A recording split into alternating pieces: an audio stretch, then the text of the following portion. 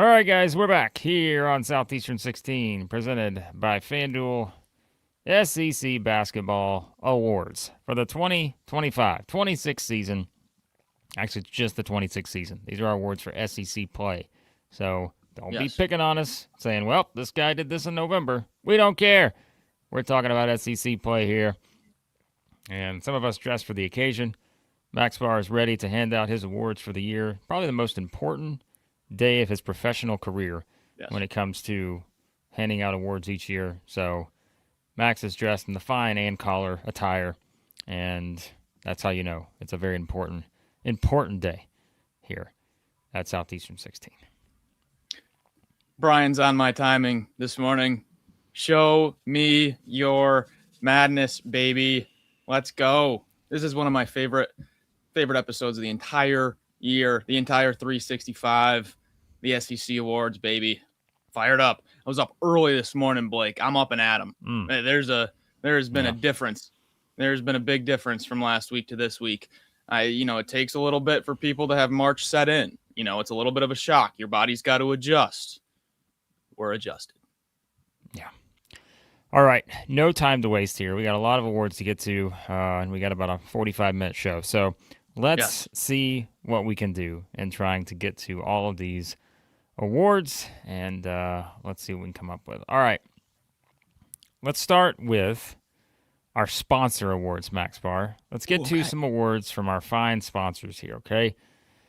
So we have just three tremendous people we keep talking about here. Our friends at Ann Collar, friends at ROKFORM, Icon Wallets, and oh, by the way, we got a new sponsor coming up I'm going to give you a quick word about later on. But they didn't factor in because they are just starting now, so we're not factoring them into the awards, but we'll give you a mention for them in just a bit. Are you ready? Give me your award that is tied to Icon Wallets. That'll be my Icon shooter. The shooters that get the flash. They're the icon. They're the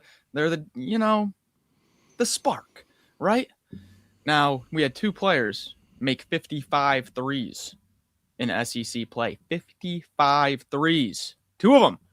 Josh Hubbard was one of them. Nigel Pack was the other.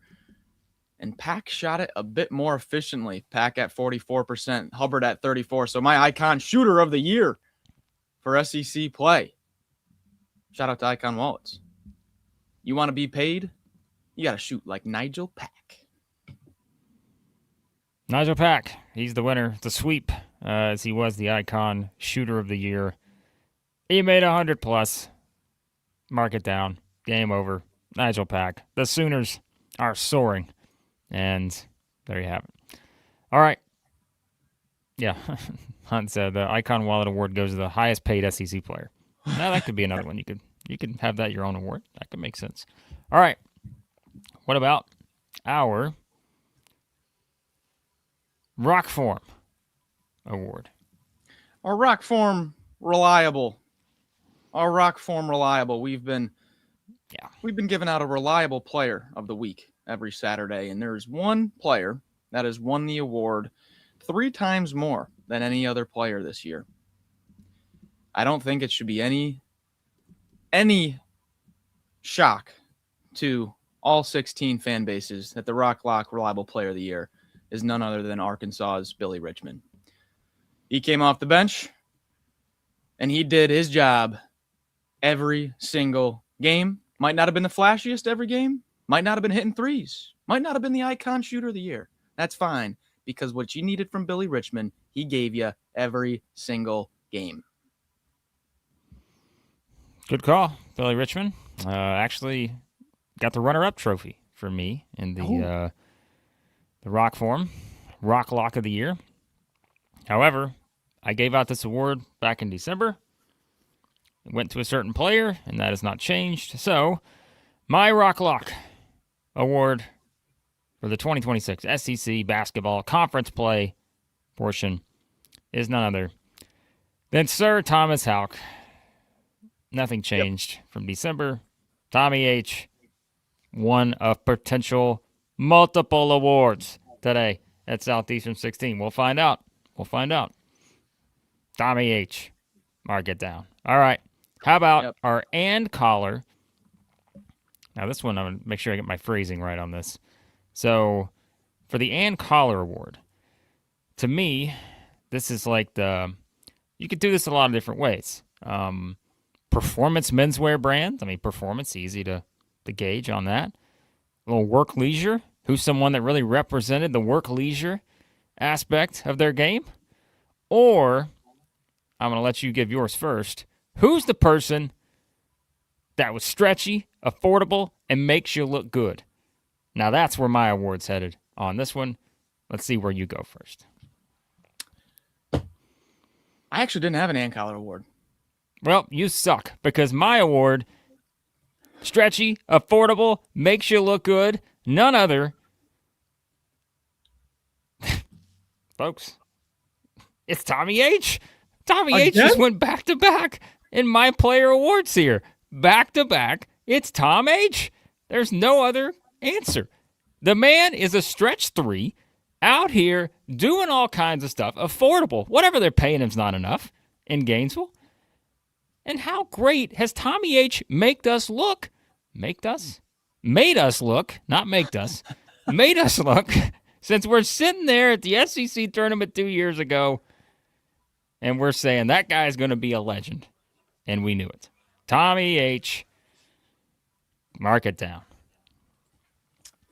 We didn't have any major cosmetics this year. We had a few cosmetics last year with Dayton Forsyth and a few others. I can't think of any extended goggle stints this year. I'm trying to think of any cosmetic awards to go around here, but it was a pretty clean year in terms of no Duke Miles breaking half of his teeth or Dayton Forsyth playing with blood dripping down his face. That's true. I know those. So, it's all right. Okay. Now, let's move on to the always esteemed group of awards next. It's time for the bully ball portion of our awards. Are you ready for this? I know this feels like the main event, but everyone, just stick around afterwards. We have more awards to give out, but it's time for the bully ball awards. Here we go. I'm fascinated to see who wins this. I have no idea. The Bully Ball Committee would like to thank everybody who participated in the creation of this prestigious award. We eclipsed our previous record of ballots. Last year, we had 44 ballots. This year, 46. So, way to go, everybody. We have a representative for every team that I'll run through real quick, and then I'll get you your first team and your player of the year. Each team has a representative. This is the leader of the team. This is the bully ball backbone of each team. All right. Alabama, Aiden Sherrill. Arkansas, Billy Richmond. Auburn, this one was really close. Kashawn Murphy. Florida, runaway, Ruben Chinulu. Nice. Georgia, runaway, Samto Surreal. Kentucky, reigning bully ball player of the year from last year, Mo Diabate. LSU, Mike Nwoko. Mississippi State, Achor. Missouri, Mark Mitchell. Oklahoma, Mo Wagi. Ole Miss, Malik Dia. South Carolina, Elijah Strong. Tennessee, Jalen Carey. Texas, Matas Voki Titus. Texas A&M, Rashawn Agee. And Vanderbilt, Devin McLaughlin. So there's kind of your representatives. That's who's up on the stage right now, awaiting the selection of the first team. All right, we have got Ruben Chinulu from Florida, standing 6'10", 265 pounds. Another 265-pounder we have on the first team, Jalen Carey from Tennessee. Another 260-pounder we have on the bully ball team, Samto Surreal. Those three were pretty separate. You know, they had a decent advantage on the votes there. Ruben, Samto, and Jalen Carey. To round out the first team, we have our first non-center, basically. Well, Carey kind of, but Mark Mitchell from Missouri, 6'9", 230-pound senior, was bullying around all year long. And then the only non-big to get on the bully ball team this year, It was a close vote between him and Rashawn Agee, and Billy Richmond sneaks in the last slot of the first team. I had to count down all the votes. This was down to like one of the last ones. He just edged out Rashawn Agee and Matas Fokititis for that last spot on your first team. So your first team, Ruben, Shinulu, Samto Surreal, Jalen Carey, Mark Mitchell, and Billy Richmond. And to cap it off, your player of the year was no debate this year. It is King Ruben Shinulu, volleyball player of the year. I don't think that was a big upset. I think he was the odds-on favorite at FanDuel. They did, I believe, have the odds listed as of yesterday. I'm pretty sure he was a sizable favorite. They pulled the odds since then, but yes, yeah, I think that's an easy choice. So, wow, what an honor! Just one extra award. We added this year, the bully ball stat line of the year. We were following this all season, and one stuck out above the rest. It was just the committee couldn't get enough of it. On February 21st, at home against Alabama, LSU's Robert Miller was on the court for 10 minutes. He did not attempt a shot or a free throw, did not attempt to score whatsoever. He grabbed 3 rebounds. He had 1 assist, but made sure to follow it up with 2 turnovers. He had 3 blocks, 1 steal, and 5 fouls. That was... It's not bad. The committee couldn't not mention that at the award show. Yeah, that's pretty good. So yeah, I think it's good. All right, where do you want to go next? You want to go? We're working our way up to first team, right? Yeah, we're working our way up to the first team. So, do we want to go third team? Well, I have a few. Yeah, we can do teams, and then you want to go individual awards, or I've got most improved player, transfer of the year. Yeah, let's do those first, and then we'll get to the traditional individual awards. So okay, do that, and then we'll get to all SEC teams, and then your top awards. We'll go that way. All right, so let's go most improved / breakout player of the year. I had 2 guys. I had 2 guys I wanted to put on this one really bad. Okay. I wanted to put Irby Klabjar on this very bad. If you give the award to Klabjar here, you're not getting any pushback for me. But there was another guy that I wanted to give this award to, and that's Alabama's Aiden Sherrill. The jump he made from last year to this year at the center spot was just undeniable for me. And Aiden Sherrill is going to get my most improved / breakout. If you want to give it to Irby, fair game. So I didn't do this award, but if I did, I think that's a good choice. But I also think that, I'm sorry for everyone who's not a Florida fan, but I mean, I think King Ruben is also in that category in terms of where he was last year to where he was this year. So, yeah, maybe another one for the Gators. So, and then I've got transfer of the year and 6th man of the year. Transfer of the year, for a 3rd year in a row, Tennessee wins the Transfer of the Year award. They won it 2 years ago with Dalton Connect. They won it last year with Chaz Lanier, and they'll win it for a 3rd year in a row with none other than Jacoby Gillespie. There were a few players you could have gone to this one. I had a hard time not putting Dalen Swain here. He's been absolutely incredible for Texas, but where would Tennessee be without Jacoby Gillespie? I don't even want to start to imagine. He gets my Transfer of the Year. No debate. Jacoby Gillespie. I think he is the only choice, and I think that's the easy layup right there. And then the last kind of secondary award out there, 6th man of the year. This one is usually very hard because a 6th man will start as a 6th man and then he'll be a starter for half the season and then not. This guy did start a few games, but I still think it's enough to put him into the 6th man of the year. Another one where you could have put Irby in this one, but I think you can't deny what Smurf Millender meant to the Georgia Bulldogs. Not only his 3-point shooting, but his shot creation, his assist rate, and all the clutch plays he had in crunch time. If he was the go-to guy for Georgia when they needed a bucket. So I'm going to go just barely edging out Irby Klapjar, Smurf Millender, 6th man of the year. I like it. I get a little Georgia, a little love here. All right, Yeah. like Georgia's the very full team-based production, but gotta give some love to the standouts for the Bulldogs. So I like that one. So, all right, are you ready? Third team? Oh God, this is the one I dislike the most because you always laugh at me. So I'm like, Max, I got 14 players on my third team because I just don't want to leave guys off of this list. These 5-teams are struggle. Who won with 5 players this year? Name me a team in the SEC that only won using 5 players. It's ridiculous. I'm just kidding. All right, let's go. Third team. Mine's going to be done on the fly here. Let's go. You've got 400, so I do have 400, and I'm going to narrow it down after you give your list, okay? I'm not going to copy your list, but this is like cheating off of your paper. Big test. I'm just over here just giving a little glance, right? Just looking over the shoulder.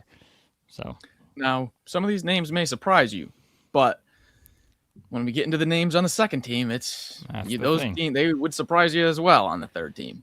That's so the thing. I mean, this is a pretty good third team here. I've got Josh Hubbard.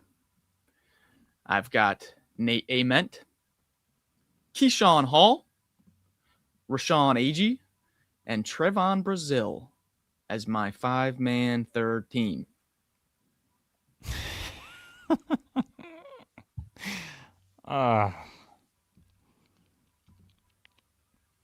You got to narrow it down to 5. Well, so that was the first 5 I have listed on my third team, but now I feel like I got to change it because there's a guy you didn't mention that I had as part of my honorable mention here, who I think I'm trying to find a way to get on this list because I don't think he got enough credit this year, and that is Aiden Holloway. But it's who do I move off the list? I also had Jeremiah Wilkinson. I had Malik Thomas. So to narrow down, honestly, if I narrowed it down, I'd probably pick your list, and I think the Hubbard one to me is the one that I had the hardest time with because you can simply look at the numbers and you're just like, how's this guy not a first team maybe? And it's well, then how do you keep him off the second team? But again, when you look at what I think the second team is going to look like, it's really hard, man. And so I think that's kind of an issue in terms of it's an individual award in a sense, but it's also you are going to have to factor in some team performance-based stuff. And so Hubbard just had some absolutely absurd games this year. So, yeah, he's the one I'd like to push up more, but as I get to my second team, it was just hard to do it. So, we might actually wind up with the same third team if you want me to give you, a push with someone else. I'd throw Aiden Holloway in there somewhere just because I think he deserves it. But like I said, Jeremiah Wilkinson, I think, is a very worthy candidate. And Malik Thomas, too, who I've mentioned many times. He's getting a lot more love. He is from Arkansas fans, but he's getting a lot more love nationally if, he's not playing alongside Dare Jacob. So, no. There were a lot of guys left off A lot of guys that played really, really well. All right, second team. I'll start from the who I thought got the 5th spot on the second team and work my way up and in order who got just left off the first team. Starting my second team, I've got Otega Owe.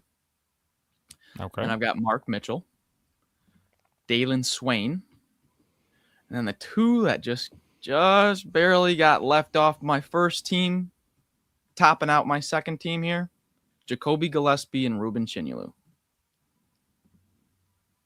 Dude, we're way too alike.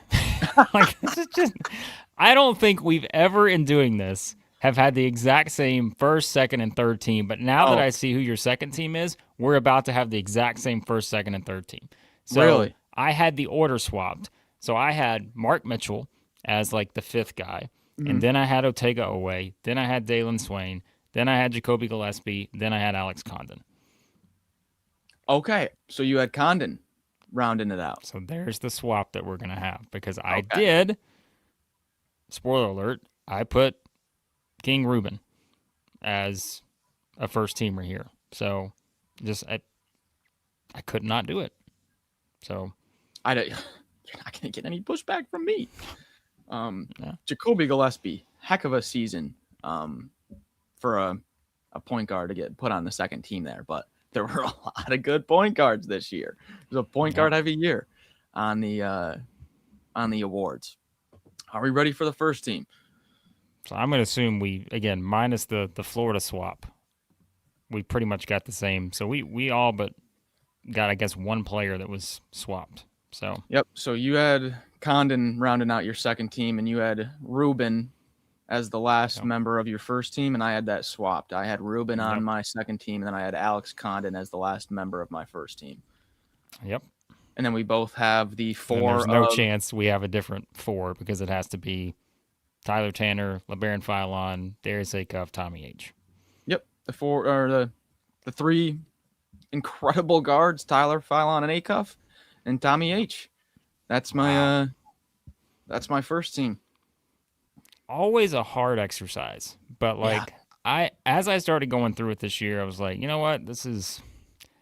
I'm not saying that this isn't a defining, this isn't reality. It's just our opinion, but I felt like there was some separation as we started to go through it, and like I said, the player I had the hardest time with was Josh Hubbard, and I still, in a sense, feel like I didn't give him enough love, but again, fair, unfair, that's probably just a flaw in the process of. Maybe putting a little too much into the team performance-based stuff, and I don't know. But he's the one that I would probably, in hindsight, push up more. But that's the thing, is who do you swap him with? And that's when we're picking 5-man teams, it's really hard. And I've kind of been on the Ruben first team thing for a while, and I just have not seen any reason to jump off of that. I don't care how many minutes he played or anything like that. I just think the value. So, yeah, I gave King Ruben a little love on the first team there. So, there you go. Yeah, I thought first four of the first team was kind of undebatable. Tommy H, Acuff, Philon, and Tanner. Yeah. And it was that last spot of the first team that you'll see different ballots on. And then the end of the second team and the start of the third team. Because you got a kind of a 5-man team with Swain and Mitchell and Keyshawn Hall, all kind of as your tough physical, do a little bit of everything guys. And then you've got your Otega Owe, Nate Ament, Josh Hubbard, kind of a tier below the Tanner Philon Acuff group. And it was tough to give them any separation from each other. Agreed. All right. Let's get to the individual awards. Yes. The ones that are kind of your traditional awards. All right, we already did 6-man. So let's run through the absolute layups. No reason to spend any time on these. These are ones that we pretty much locked in for a while now. Freshman of the year, Max. Mr. Darius Acuff. Heck of a season. Yeah, I honestly feel like, I'm trying to remember. I don't remember the SEC voting, but unanimous awards, these two, Freshman of the Year, Darius Acuff, Defensive Player of the Year, Ruben Chinyelu. I find it very hard to see how those aren't unanimous when it comes to the SEC voting. I don't even know how it would be anyone else. So I just think that's about as clear as can be. So, okay. Now I think you've got some debatable awards here as we get to the final two. I think these are the two that will be debated more than any awards out there. Well, we got Defensive Player of the Year also, right? Well, I did say a Defensive Player of the Year. I said I don't think there's any debate that it's Chinyelu. Yeah. It's Ruben. So we're giving that to Ruben. It's Ruben. Yeah, I don't think there's any debate whatsoever. So, these are just I don't remember many years that it's been this simple. But yeah, these are about as obvious as it gets. Okay. Now, these two, the final two here, I think, are where you're going to get the most debate. And this is where I guarantee you, in the chat, we're all going to have different opinions. Because, of course, there is no clear criteria as to what you put into what is the Coach of the Year and what is the Player of the Year. There is no written rule book that says this is the criteria you must use, and it's really going to come down to, personally, how do you view these awards? And so these are always the toughest. Coach of the Year, Max. Yes. goes to Coach of the Year for me was, I could see how it's tough, and we'll go through a few of the other candidates, but I didn't have too much trouble with this one, to be honest. I'm going Todd Golden. Best team in the league, and it wasn't just, they were projected to be the best, and they just were the best from day one and then never fell off. I mean, had to do a bit of a coaching job here. The team that was playing in early December is light years away from the team that's playing now. The emergence of the bench with Klabchar, with Brown, even lately, a few spurts of CJ Ingram, and then the development of everybody else. All these players got better from last year. Condon's passing and creation, Rubin turning into an absolute monster. Just a heck of a job all around. I'm going Todd Golden. Yeah, so for me, I see a lot of stuff out there about how, well, who's the coach that outperformed the preseason SEC projections? Well, here's the thing. I don't care about the preseason SEC projections, because in my mind, there were teams that we thought should be higher that weren't. We called teams that we thought were going to be better than people were giving them credit for. And I think that's where the two coaches that are going to get votes landed. I thought Vanderbilt was going to be better than their projection. I thought Texas A&M was going to be better than their projection. So I'm not looking at it as though, well, this guy had his team picked here in this spot, and look at where they finished. Because I thought these two teams were going to be better than most people. And we were kind of both on that. We were like, hey, we can see the upside with both of these teams. And so, maybe it's kind of one of those where they both finished 11-7. Yeah, maybe one of them gets to 13-5. Okay, it's all right. Maybe it's like a game or two that separates it. But for me, I don't think there's any other choice than Todd Golden.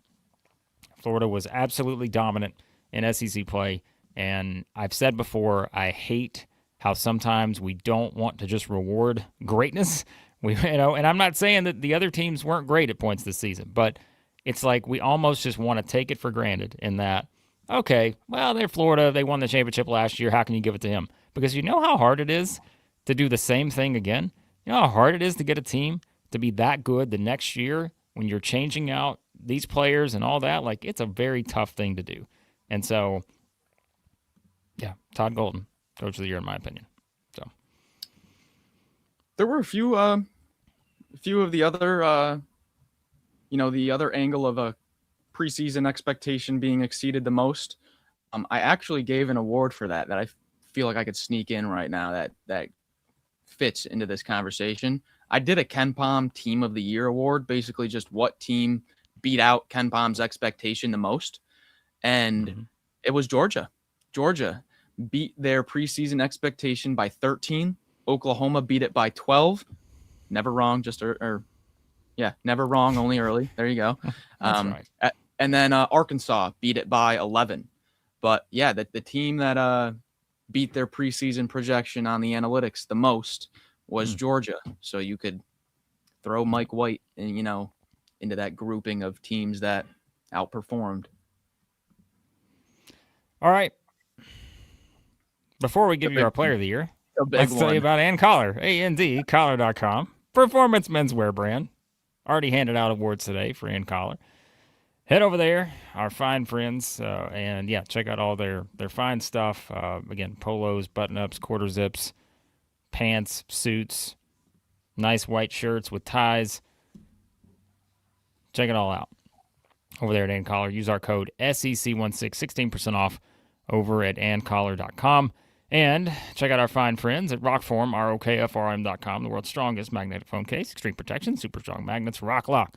Secure mounting, SEC25, 25% off over at rockform.com. Great phone case, accessories, all kinds of great stuff over there. And head over to our friends at Icon Wallets. What a deal they've got. The premium Napa leather, officially licensed collegiate wallets, SEC 16 for 20% off. And our new friends over at ZILKER Belts. Ooh. Oh, tighten up, folks. The belts are here. What a fine product these guys got going over there. We're going to tell you all about it here soon enough with our friends at ZILKER Belts. Unbelievable when you head over there. Southeastern 16.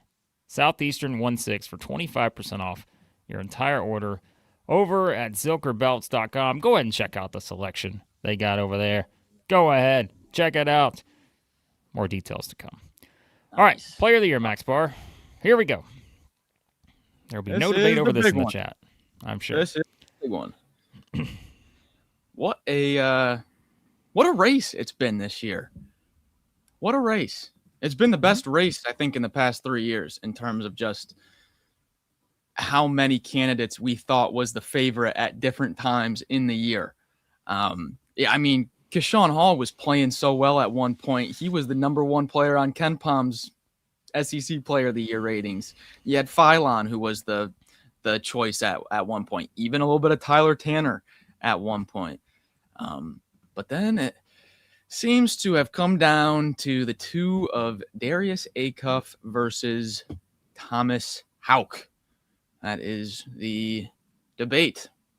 And really, it's very tough to separate these guys. You can dive into every little stat and try to tip the scale one way or the other. You're just going to find that both of these players are absolutely incredible. Before you mention this award, keep in mind, as we said at the start of the show, this is SEC awards. Yes. This is not going back to November the 6th. SEC awards, all of these. So continue. Yep. Very tough. Very tough for me to pick. And I can't really point to a specific stat or a specific game or a specific area where I'm like, this is why I chose him over him. It was kind of just, this is who I feel was the player of the year, the best player. And I'm going with Thomas Houck. I'm going with Tommy H. Just, there is not a single area of his game that he does not excel at.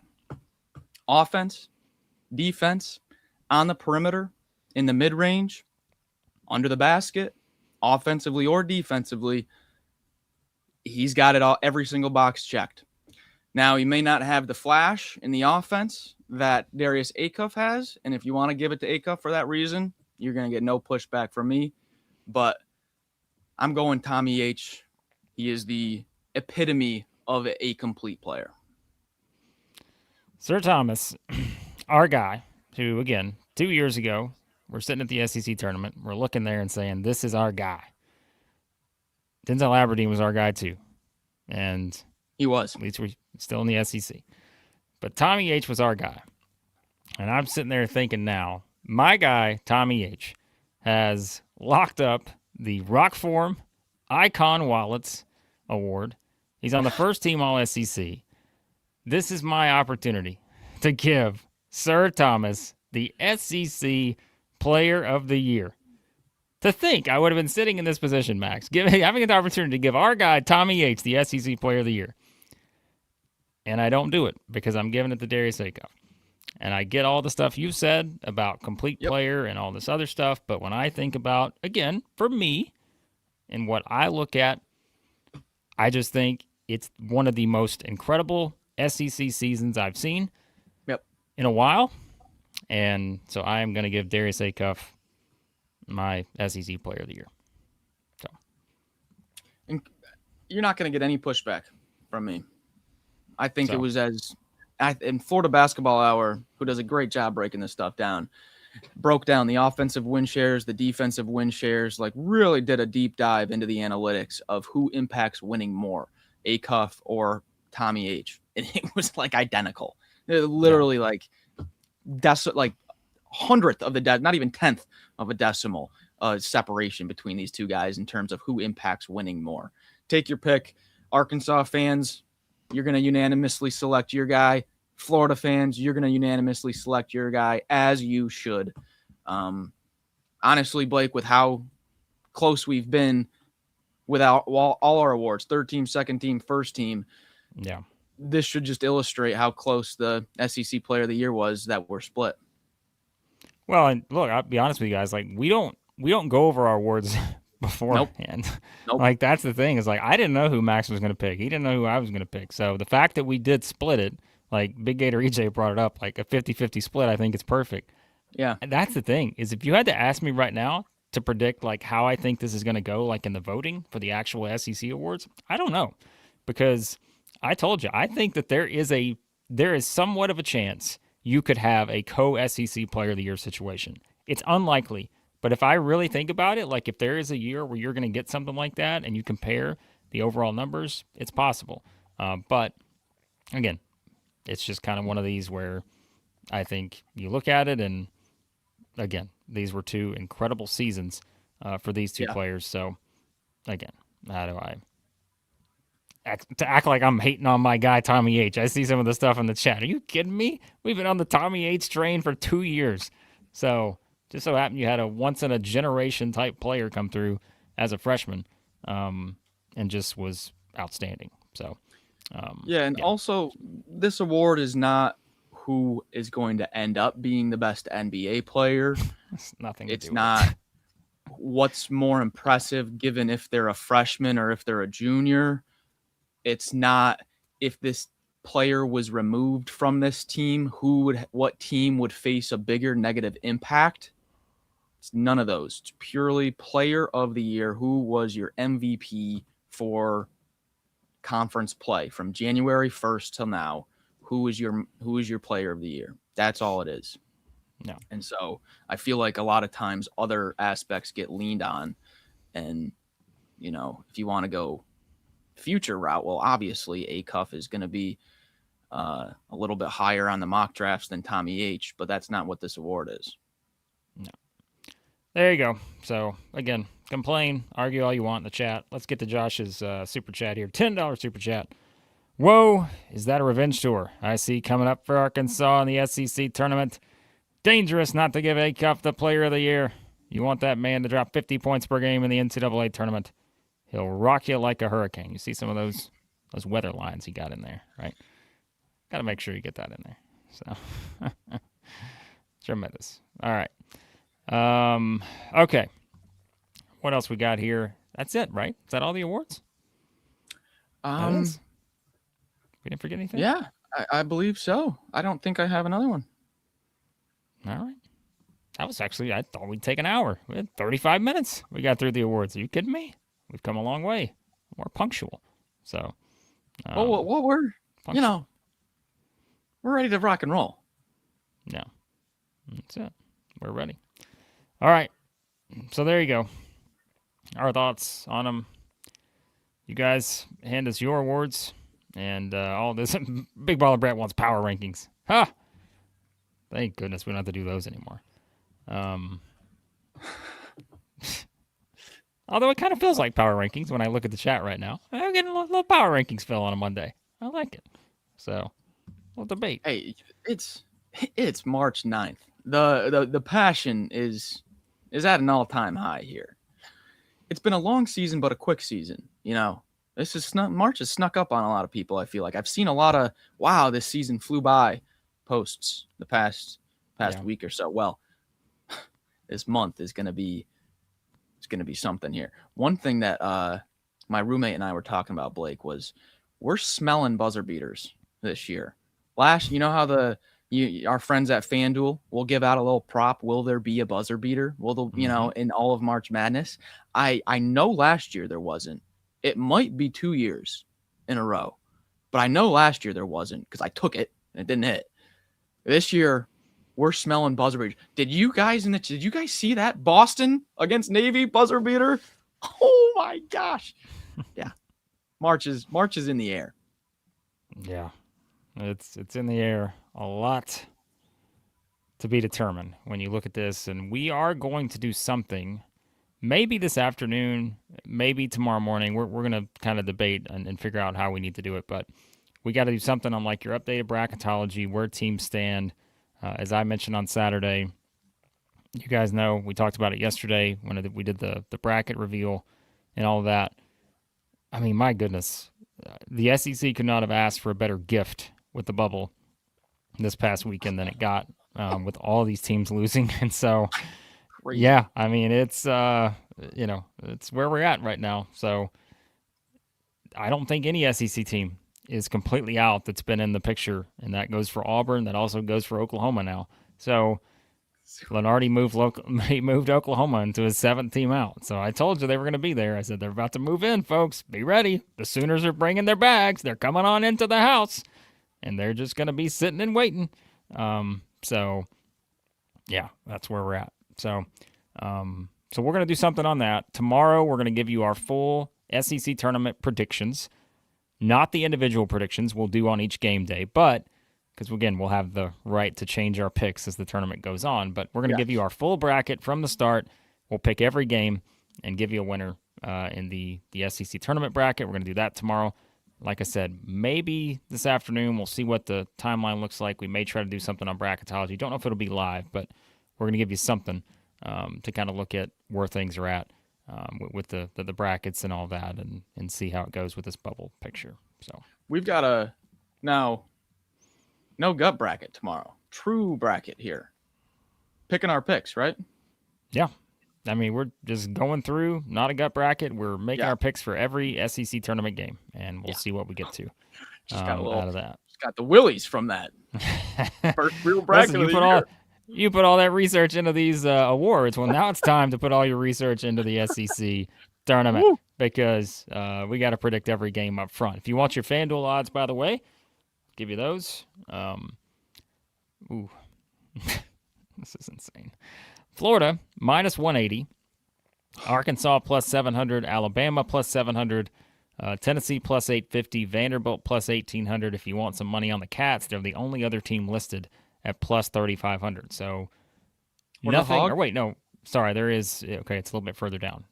They had the cutoff line there. Okay, so Texas A&M, plus 5,500. Georgia, plus 5,500. And then it goes downhill from there. So what's Arkansas? They're the same as Alabama, which is not a surprise because basically you're just saying that's a toss-up and whoever wins that game gets to Florida and loses is kind of what the odds makers are saying. And they're plus 700? Yes, plus 700. So if you take Arkansas or Alabama, you're basically taking a parlay. You beat one, and then you have to beat Florida for plus 700. In all honesty, I don't like it. It's not a bad play because if you say Florida just happens to slip up or something, you're at least getting value, I would say, somewhat at that number. But at the same time, because it's okay, if Florida gets upset, who's the most likely team to win the tournament then? It's going to be either Arkansas or Alabama based on the fact that they're on the bottom part of the bracket. And, they're going to, from a number standpoint, likely play each other again. So, but when I do it, someone asked me the other day, would I take Florida or the field in the SEC tournament? I said I'd take Florida. But we'll see. That was before the bracket came out. That was last week. So, don't know. I'd have to do the math on it, but that would basically be if Arkansas and Alabama is going to be pretty much a pick 'em, to take Alabama or Arkansas to win it all would basically be parlaying an even pick 'em and then a plus 250 or something, whatever you would be against a Florida. I'd have to do the math on those odds, but that's basically what you're taking there. Yeah. If you take a shot on feeling like you can accurately pick the winner between Arkansas and Alabama, then you just pick one of them and hope for the best. But basically, it's a tough thing to do because we saw the last game between those two. Could happen though. Yep. Good. All right. There you go, guys. Again, we appreciate you hopping in. Josh on the way out. He has been a member for 11 months. Gets the highlighted comment. Enjoy the greatness, he says. A-Cuff only has 9 games left. So you see what Josh is doing there. You got 9 games left. So, oh my. All right. We're out of here. The trash talking is picked up in the chat. We'll see if we get Florida and Arkansas again in the final.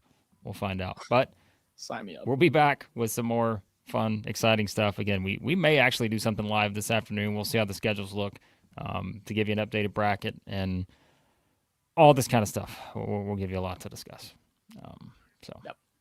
All right. We appreciate you guys. Let us know your awards in the chat if you're watching this on the replay. And, thanks for watching. Hit the subscribe button, hit the like button. Turn on your notifications. Baseball Power Rankings coming up in 15 minutes. Go watch those. Thanks for watching. We'll talk to you soon here at Southeastern 16, presented by FanDuel.